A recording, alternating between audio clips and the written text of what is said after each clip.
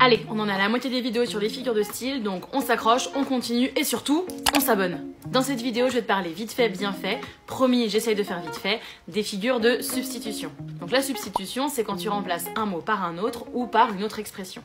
Alors l'intérêt, ça va être de pas répéter tout le temps le même mot, mais ça va être aussi de donner un point de vue ou une vision un peu différente d'une même idée ou d'un même mot. Donc les figures de substitution, il y en a trois principales, la périphrase, la métonymie et la synecdoque. Ouais, les mots chelous, on kiffe, et en plus ça fait bosser l'articulation. Alors on commence avec la plus simple, la périphrase. Donc la périphrase, c'est le fait de dire en plusieurs mots ce que l'on pourrait dire en un seul terme. Elle permet d'apporter des précisions ou de mettre en valeur des caractéristiques. Par exemple, c'est quand on dit le roi soleil pour parler de Louis XIV, la ville lumière pour parler de Paris, ou la meilleure prof de TikTok pour parler de Madame Buffle.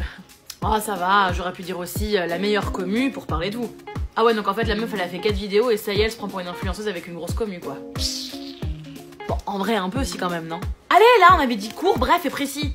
Donc en littérature, tu vas retrouver la périphrase dans énormément de textes. Et donc à nouveau, tu verras que c'est assez métaphorique. Par exemple, les yeux sont souvent désignés comme le miroir de l'âme, voire des muets interprètes. Genre les yeux ils parlent pas, mais avec un regard on comprend tout. Chez La Fontaine par exemple, tu vas beaucoup retrouver le roi des animaux pour parler du lion. Donc toi en tant qu'élève, tu dois 1. Repérer la périphrase et 2. Expliquer ce que ça sous-entend comme idée, prendre du recul, analyser. Par exemple, dans un de ses poèmes, Lamartine va désigner la lune comme un astre au front d'argent, ou comme la reine des ombres. Bon bah ici, ça donne à la lune un aspect majestueux, même royal avec l'idée du métal argenté et aussi de l'appeler reine. Donc pour lui, la nuit c'est un moment d'une grande beauté. Alors avec la métonymie et la synecdoque, ici c'est légèrement différent. En fait, on remplace un terme par un autre avec lequel il y a un lien logique. Il y a un lien qui est sous-entendu. Pour la métonymie, ça va être par exemple parler du contenant pour parler du contenu. Quand on dit par exemple boire un verre, on ne boit pas le verre, mais on boit ce qu'il y a à l'intérieur. Ça va être aussi quand tu parles de l'artiste pour parler de l'œuvre. Quand on dit par exemple « Regardez-moi ce Picasso !» Bon bah là tu parles pas de l'artiste, mais tu parles bien de son tableau.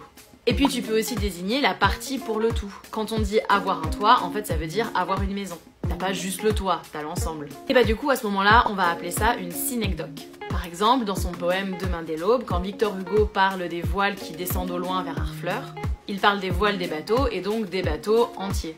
Et donc ici là pareil, toi ton taf ça va être 1. De repérer la métonymie ou la synecdoque, et 2. De l'expliquer, de l'analyser, de dire quel est le lien logique et qu'est-ce qui est sous-entendu et pourquoi c'est intéressant. Par exemple, dans le Cid, quand Chimène dit « Ah, quelle cruauté qui en un jour tue le père par le fer et la fille par la vue », bah ici le fer désigne l'épée. Et donc le fait de nommer l'épée par l'aspect métal, ça vient mettre en avant la violence de la mort, qui est quand même transpercée par un morceau de métal. Et puis c'est aussi un peu plus poétique parce que c'est plus imagé.